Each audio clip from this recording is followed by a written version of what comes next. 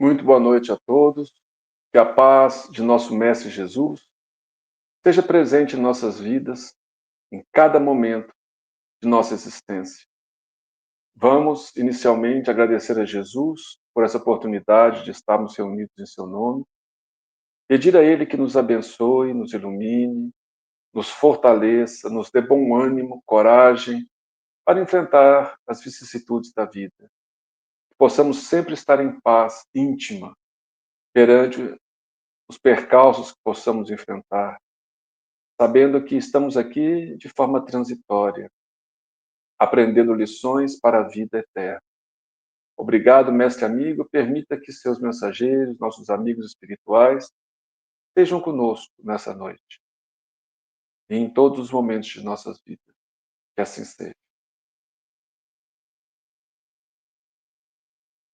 Então, nós vamos hoje, dando continuidade ao estudo do livro No Roteiro de Jesus, retomando esse estudo,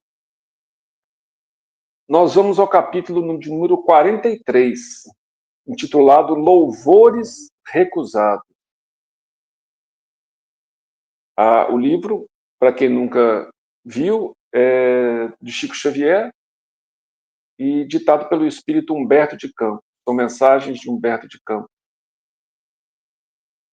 Conta-se no plano espiritual, nos diz Humberto de Campos, que Vicente de Paulo, o santo, né? Hoje nós chamamos ele de São Vicente de Paulo, né? Mas Vicente de Paulo, que era um padre na França. Então, conta-se no plano espiritual que Vicente de Paulo oficiava num templo aristocrático da França, em cerimônia de grande gala, à frente de ricos senhores coloniais, capitães do mar, guerreiros condecorados, políticos ociosos e avarentos sórdidos. Quando, a certa altura da solenidade, se verificou à frente do altar inesperado louvor público. Então, ele estava num templo aristocrático, numa igreja, onde estava ali pessoas muito ricas, né?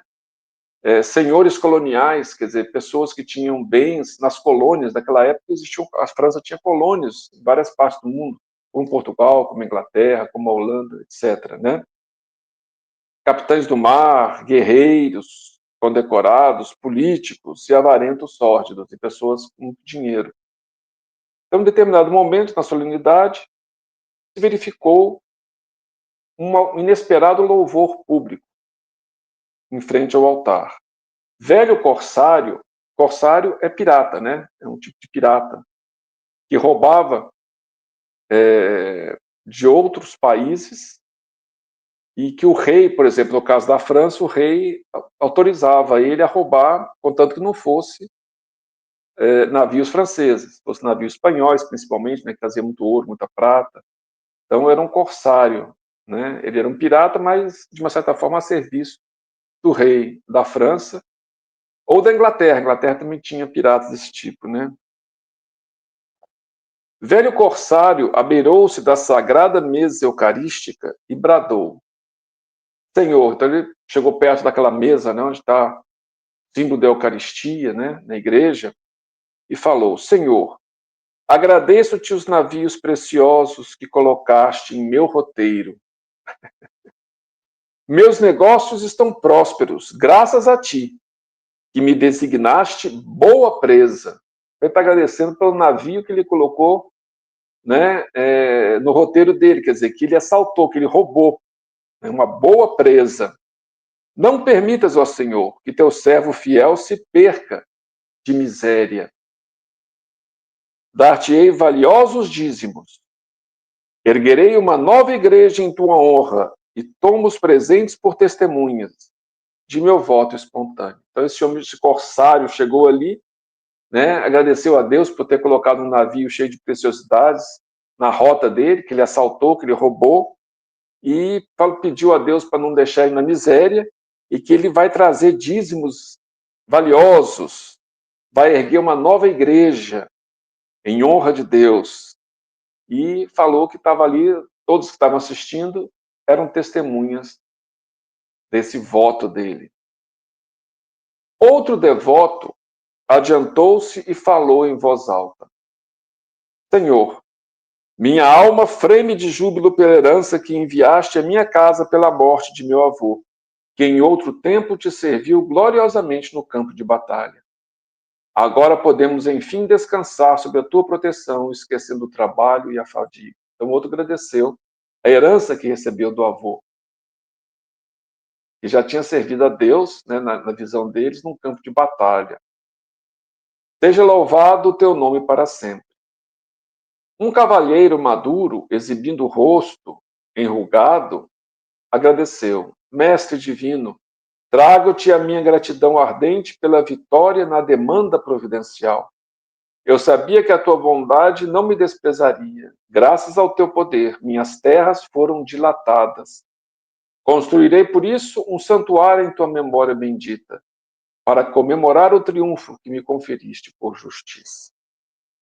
Então, ele tinha ganhado umas terras, né? Tinha conseguido, não sabe lá como foi com essas terras, e ele agradecia a Jesus e disse que abriu um santuário, ia construir um santuário em nome dele. A adornada senhora tomou posição e exclamou: Divino Salvador, meus campos da colônia distante, com o teu auxílio, estão agora produzindo satisfatoriamente.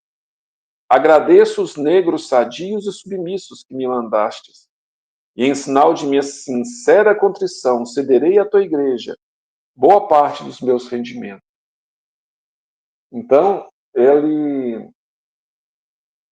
essa senhora agradecia pelas terras, né, pelos campos que ela tinha na colônia, que era um dos lugares que a França tinha dominado, na África, na América, etc., né? E que agora estava produzindo bem. Agradecia os negros sadios e submissos, quer dizer, os escravos que ela recebeu. E aí ela fala que ia dar à igreja uma boa parte dos rendimentos.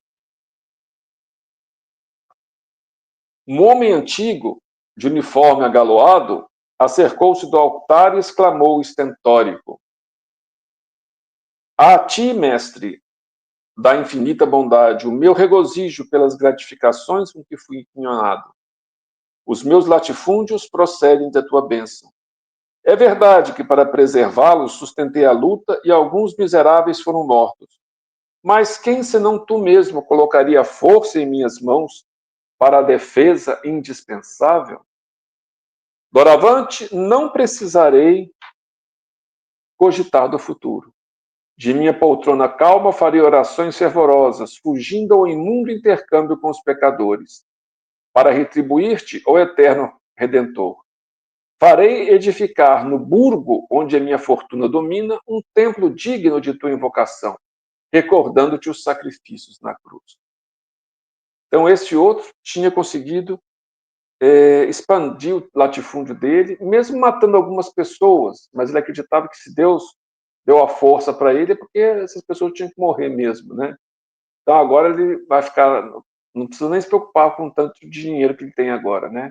Não precisa se preocupar com o futuro, vai ficar em casa fazendo orações, fugindo do mundo, né?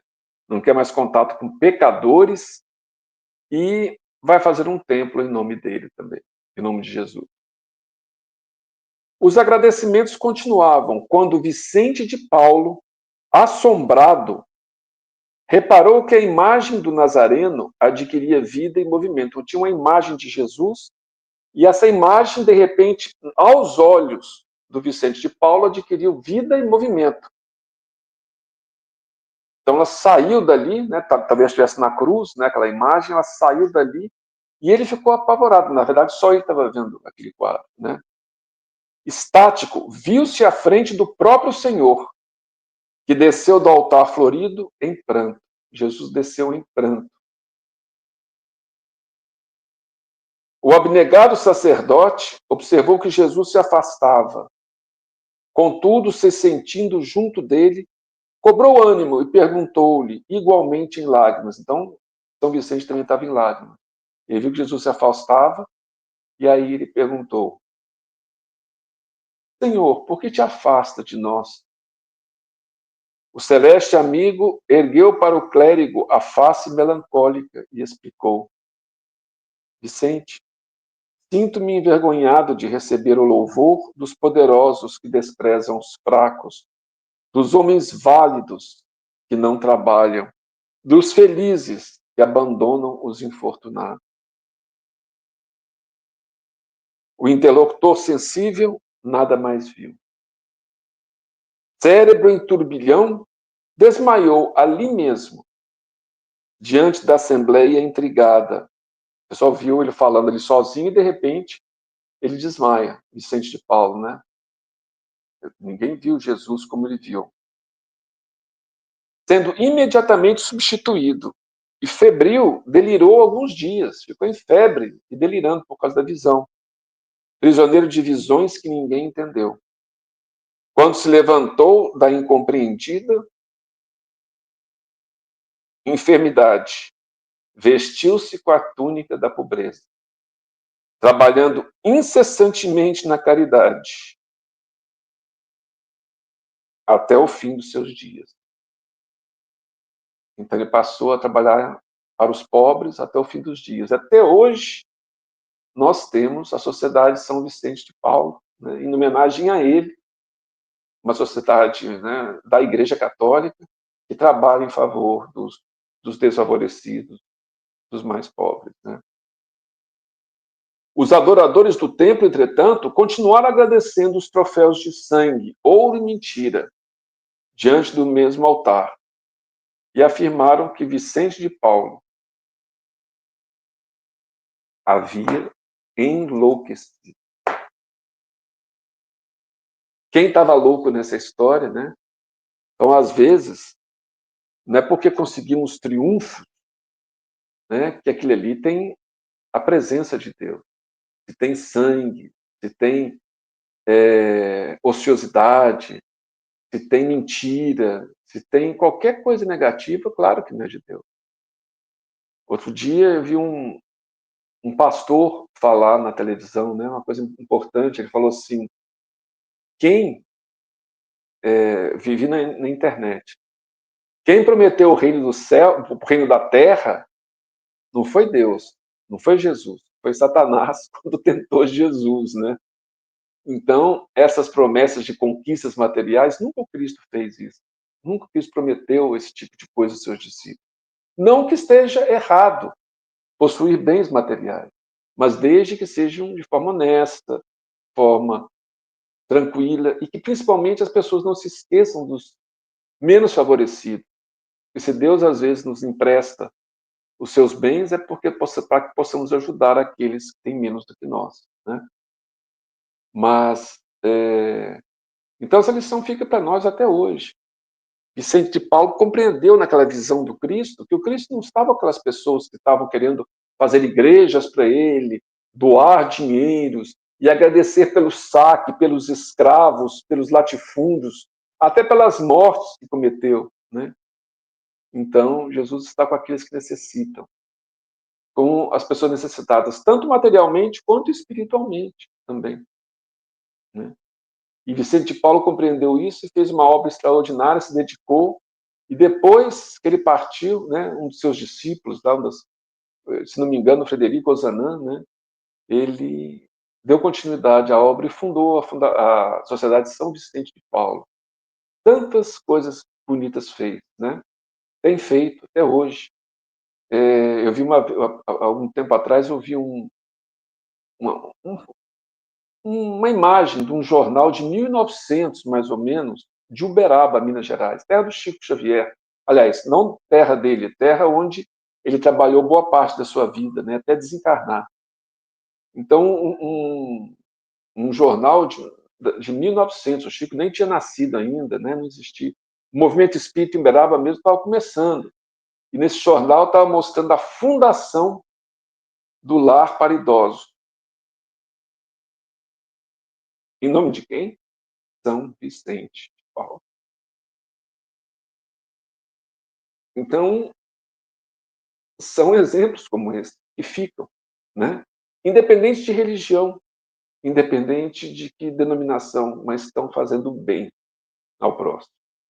E esse exemplo que fica, esse exemplo que Humberto de Campos nos trouxe hoje.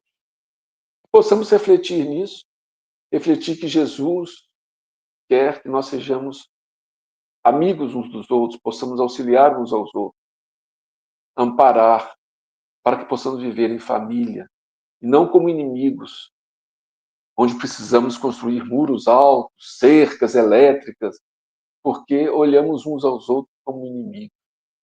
Não estamos criticando as pessoas que fazem isso, naturalmente fazem isso por um bom motivo, querem proteger a sua casa, a sua família, nada errado, mas isso mostra que nós, como sociedade, não construímos ainda uma sociedade fraterna, uma sociedade irmã, onde possamos uns ajudar os outros e viver em paz, viver como uma grande família humana. Então, que o Senhor nos abençoe, nos ilumine e que possamos ter mais caridade no coração, mais amor ao próximo em todos os momentos de nossas vidas.